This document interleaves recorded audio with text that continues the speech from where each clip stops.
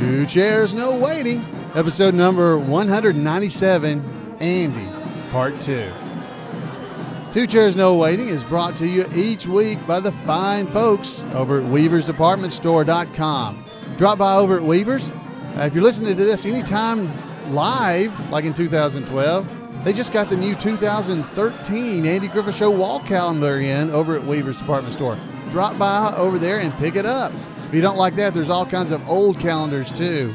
So drop by and pick it up at weaversdepartmentstore.com. Two Chairs No Waiting is also brought to you by donations from listeners just like you. I want to thank all of y'all for your support. And thank the Mayberry Band for the wonderful theme music for Two Chairs No Waiting. I'm Allan, Newsome, your host for Two Chairs, and it's great to have you with me.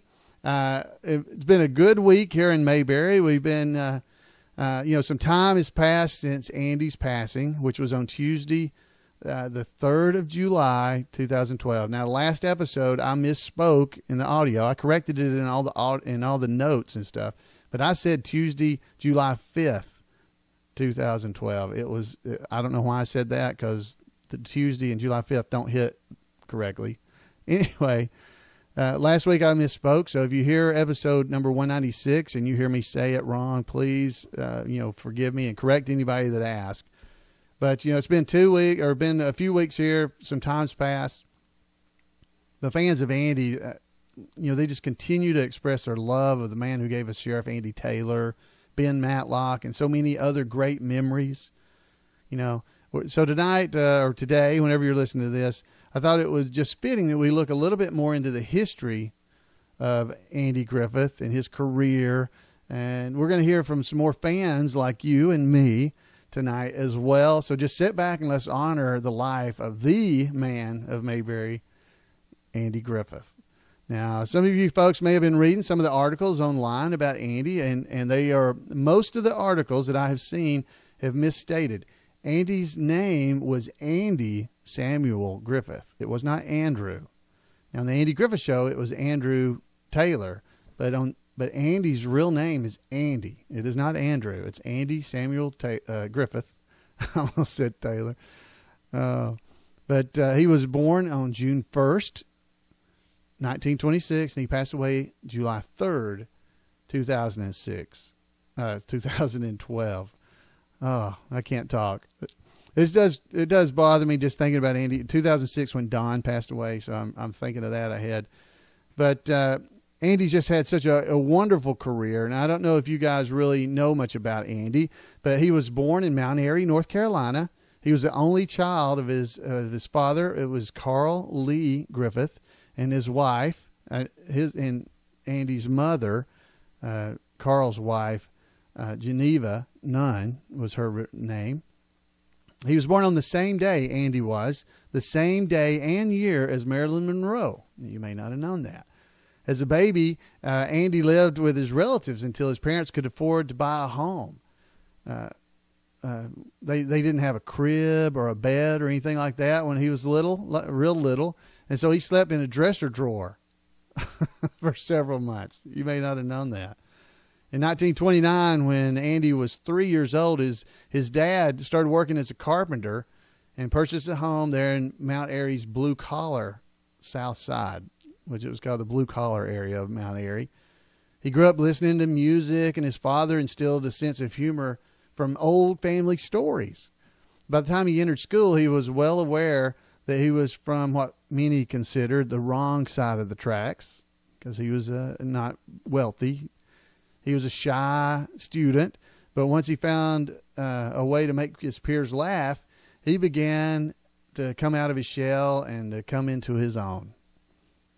Now, as a student at Mount Airy High School, Andy cultivated his interest in the arts. He participated in school's drama program. His love of music started growing. Particularly he loved swing music. And that would really change Andy's life, all that stuff. He was raised a Baptist, and he looked to Ed Mickey. He was the minister of the Grace Monrovian Church, who led a brass band, and he taught Andy to sing and play the trombone. So he nurtured Andy's talents, Ed Mickey, throughout high school and until graduation in 1944. And Andy was delighted when he was offered the role in Lost Colony by Paul Green, a play that's still performed today on Roanoke Island. He performed as a cast member of a play for several years, playing a variety of roles until he finally landed the role of Sir Walter Raleigh, the namesake, the person North Carolina is named after, the state capital is named after, Walter Raleigh. Well, Andy began college and studying to be a Moravian preacher. You've probably heard that before. But he changed his major to music and became part of the school's Carolina Playmakers. He attended University of North Carolina at Chapel Hill, in North Carolina there. And he graduated with a bachelor's degree in music in 1949.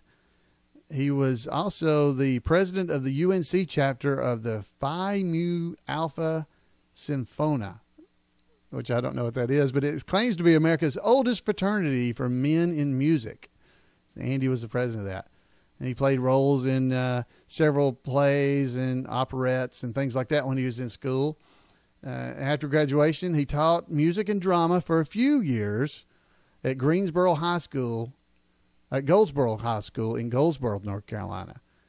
And so he taught there. Now, that's a little bit of background about Andy. I didn't know how much of that you guys knew. We've all heard some of that stuff over the years, but just giving you a brief history of Andy. And, his early career was he was doing monologues. You remember that? That's how he got into it. And, of course, he was discovered because of delivering the story, a long story that you guys have heard of. What it was football. If you've never heard that, it's awesome. You can buy some CDs at weaversdepartmentstore.com that have What It Was Football on there. I definitely recommend if you've never heard that. It's great to hear. And basically, What It Was football. Told about football from a viewpoint of a rural, backwoodsman. Somebody, was trying to figure out what in the world was going on at this football game. It was released as a single back in 1953 on the Colonial label. And the monologue was a hit for Andy and reached number 9 on the charts. Number 9 on the charts in 1954. So, he did that. And then he went on. He starred in Ira Levin's 1-hour teleplay version. This came first, a teleplay version of No Time for Sergeants.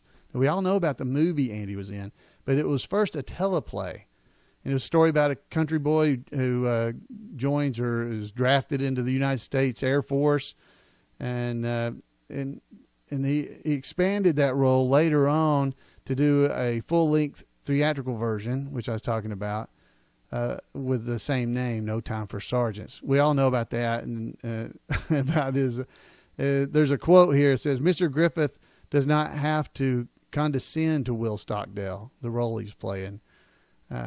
Is what one of the persons who wrote in the New York Times talking about the theatrical version that Andy played of Will Stockdale. He didn't have to condescend. He was Will Stockdale. All he has to do is walk on stage and look at the audience straight in the face. And if the armed forces cannot, quote, cope with Will Stockdale, neither can the audience resist Andy Griffith. So that was some great reviews he got back in the New York Times back in the day. And that would have been in about 1956 when he started doing the theater version. Then it went on to do a film version in 1958 of No Time for Sergeants. And, of course, that film also featured Don Knotts as a corporal in charge of manual dexterity. It's a great play. If you haven't seen that movie, obviously you want to see that as well, No Time for Sergeants. And that's kind of where Don and Andy met. That's how they got to know each other. And it began the makings of a lifelong connection between Andy and Don. So No Time for Sergeants is kind of considered a direct inspiration for the television series later for Gomer Pyle. That's kind of where that idea came from. His only other New York stage appearance was in the 1957 musical Destry Rides Again. Now, so he was in that play as well. Now, a dramatic role. If you've never seen Andy in this is a very for Andy Griffith fans, it's kind of a disturbing role. You've seen A Face in the Crowd from 1957. Well, because Andy played in that movie. It was his film debut, really, in 1957. He started in A Face in the Crowd, and he plays a country boy. But this country boy is a manipulative and power-hungry drifter who becomes a television star host, and he uses his show as a gateway to political power. And it's got Walter Matthau, Patricia Neal, it's Lee Remick. There's all kinds of people in this movie. A great movie. And I definitely encourage you to see it. But you actually see Andy, he's evil in this movie. He is a manipulative person. And wow, it's so opposite of Andy Taylor that we all knew, and even opposite of Ben Matlock. This is nothing like anything I ever saw Andy play, at least not to that degree. He played some heavies, I believe, or some bad guys in maybe Hawaii Five-0 and some of the TV shows, but Face in the Crowd is spectacular. You need to see that. All right, so let's see what else I want to tell you about. Well, his early career, in 1960 was when Andy appeared as the sheriff, in an episode of Make Room for Daddy, for the pilot episode of the Andy Griffith Show. And in that episode, Danny Thomas's character had been stopped for speeding in the little town of Mayberry, and it was basically just a pilot for them to see how Andy would do. Won't go into the Andy Griffith Show. I believe all the listeners to this podcast, we already know all about Andy and the Andy Griffith Show. Hard to say. It was on, of course, from 1960 to 1968. It's filmed at Desilu Studios. We already know all these things, so I won't go through all this, but we know how awesome that the Andy Griffith Show has always been. I will remind you, because some of you, I'm sure you all watched it, or a lot of you have, that Matlock was Andy's other big TV series. He had left the Andy Griffith Show back in 1968, and he had tried several times to do other shows like Headmaster, the new Andy Griffith Show, Salvage One, you may remember that. But Andy suffered a paralysis of his legs, a pain issue of Guillain-Barré syndrome. And after spending some time in rehabilitation for that, in 1986, Andy returned to television as the title character, Ben Matlock, in Matlock. And it was on NBC and ABC. It moved around. And he was a country lawyer from Atlanta, Georgia. And, he had his southern drawl, which was really just the way Andy talked. I don't think he was doing anything unusual. But Matlock starred unfamiliar actors to people who didn't know who Andy really was. Nancy Stafford was a great, she was great on there. Anyway, there's a lot of people that were on there. And if you remember, there were a lot of people from the Andy Griffith Show that showed up on Matlock. And I definitely encourage you to go and watch those if you haven't in a long time, because Don Knotts is on there. The first season, Betty Lynn played Sarah, Andy's secretary. I'm sorry, Ben Matlock's secretary on Matlock. Helen Crump, the lady Anita, she played a judge often on Matlock. There's several other people that were off the Andy Griffith Show. I'll let you just go back and try to find all the connections, but there were a lot. And, there's so many things. We could just continue to read, and I'm not going to go into all these different things that Andy was on, but definitely just wanted you to know some about him. And, he had married, I should say, that he married Cindy Knight back in 1983, and he met her while he was filming Murder in Catawba. I think it's Catawba. I can't say it. County. You guys could Coweta County, however you say that. So anyway, that's when he met her back then and married. And of course, he passed away, as we said, on July 3rd, 2012. And he'd had a heart attack about 24 hours before he passed. And he was buried on Roanoke Island in Dare County, North Carolina. And he was buried right there on the Griffith Family Cemetery on the island within about 5 hours of his passing. So Andy was just an amazing man, and I am just so thankful that we have got all these memories of him. Now, I got some things I want to read to you. Now, these are, and we got a voicemail that's going to be played in a few minutes, But I wanted to read some of these things. We had somebody, Rebecca Spears. She wrote a little poem about Andy's passing, and so I want to read this. It's called "Who's Minding the Courthouse?" She says, "He looked over Mayberry for 52 years. He's gone now, and we've shed a few tears. His pants leg rarely hung just right in the same brown uniform night after night. Barney's bullets he oft took away, while words of wisdom he was known to say. He looked for the good in everyone, even those two girls who looked like fun. He knew things Mark Twain said, for Natural Geographic he read. Floyd liked to give him a trim, and at All Souls Church he sang many a hymn. Helen was the one he liked to date, but his old cutlass B made him donate. He showed Goob how to float out an arm and met with Luke Comstock without any harm. He once even tried to counsel the Boons, and helped old Barn carry a tune. He talked to Sarah almost every day and let trucks go faster on the old highway. He could rescue balls from the Rimshaw place, but he knew how to decorate the jail with lace. Act like somebody, he taught Opie.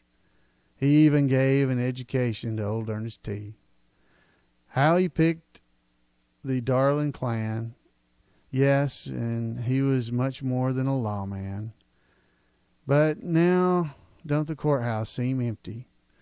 No more hangs the old lock and key. That old whistle tune is just like a jewel. When heard makes our hearts feel nice and full. He leaves a void that no one can fill. Thankfully, he taught us respect, love, and goodwill. So, just who's minding the courthouse today? Barn and Ange have gone away. But if you believe in Mayberry's spirit, then Andy's legacy will never quit. Treat others fair and use good wit, and you'll hear him say, I appreciate it. So who's minding the courthouse today? It's me and you. Just follow Andy's way. That is awesome.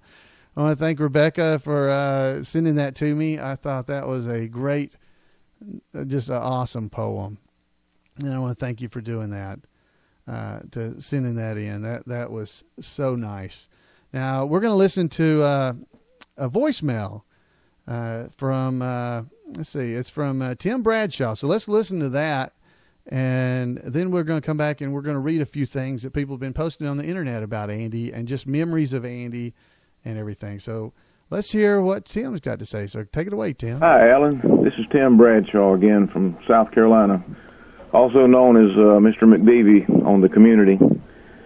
And I was just reflecting on Andy's death and some of the others, and just wanted to share this with you right quick. On June 24th, my family, I had taken my wife on a vacation, and the majority of our vacation time was spent around things with Andy Griffith's show. We visited Franklin Canyon, also the old Cayuga Studios in Culver City, where the interior shots were made, and also went up on Baldwin Hills to overlook the old 40-acre backlot. But the highlight of that trip was going back again. This was my second trip to Franklin Canyon.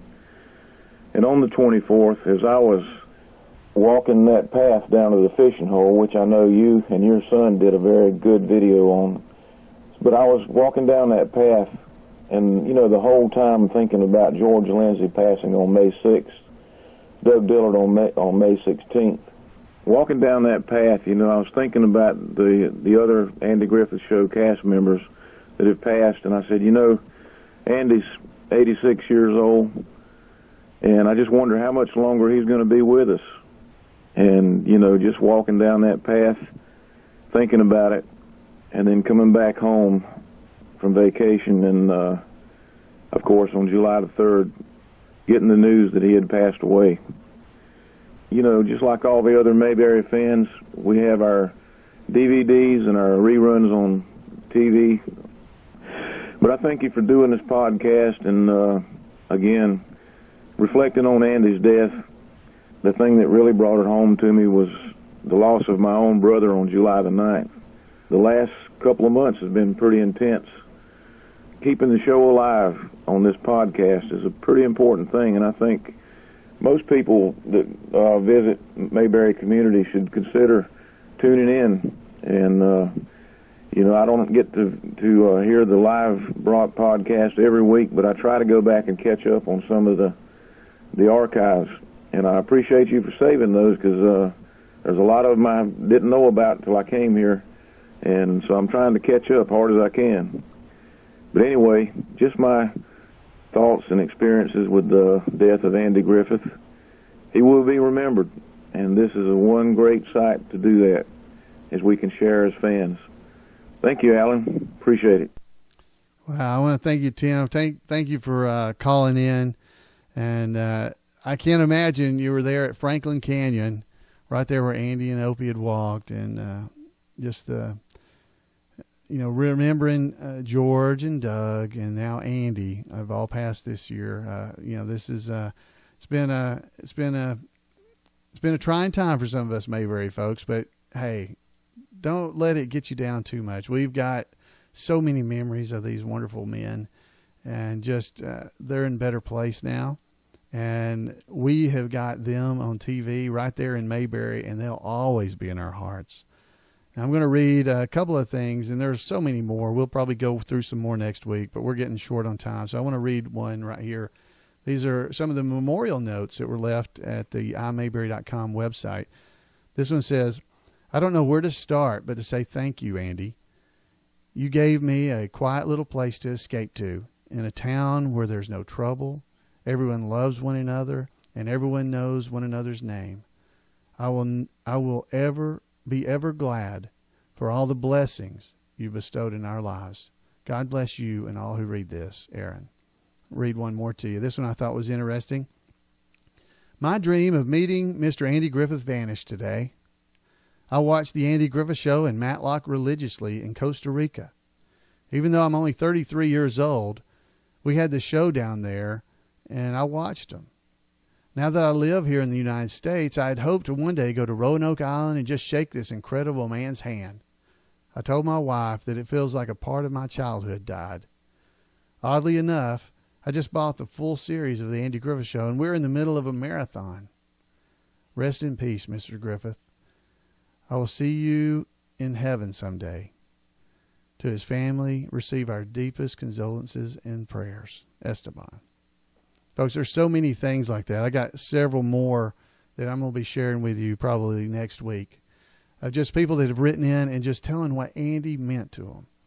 Folks, Andy Griffith went off and he started making a TV show, the Andy Griffith Show, with Mayberry in it. Now, we talked about this, I believe, before, but without the Andy Griffith Show, there would be no Mayberry. There would be no podcast that you're listening to. There's so many people in that iMayberry community. There's almost 500 folks there visiting with one another every day. All those people are becoming friends and have become friends. There's fans of the Andy Griffith Show that are joined together as the Andy Griffith Show Rerun Watchers Club. Thousands, tens of thousands of us. There's people that come to Mayberry Days every year in Mount Airy, North Carolina, Andy's hometown. They are like family. And we thank Andy Griffith for all of that. One man can make a huge difference in this world. And Andy, you did that. And we thank you for it. You have enriched all of our lives, and I just hope that you knew just how much impact you had had on the lives of so many people throughout the years. Folks, I want to hear from you. Give me a call like Tim did. Let's hear so we'll know what you're thinking and what you're thinking about Andy. Love to hear from you. Call me at 888-684-8415. Drop by twochairsnowaiting.com and leave a voicemail right there. There's a link right on the side. You can click it. If you've got a microphone on your computer, it'll record it for you. You can send me an email, too, at floyd@imayberry.com. You can drop by our Facebook page at Facebook.com/2chairs. so many ways you can stay in touch, and we can build this community that Andy started. Folks, I want to thank you for being with us, and just go out and watch a few episodes of the Andy Griffith Show and enjoy some of that Mayberry spirit. We'll see you next time on Two Chairs No Waiting. Bye, guys.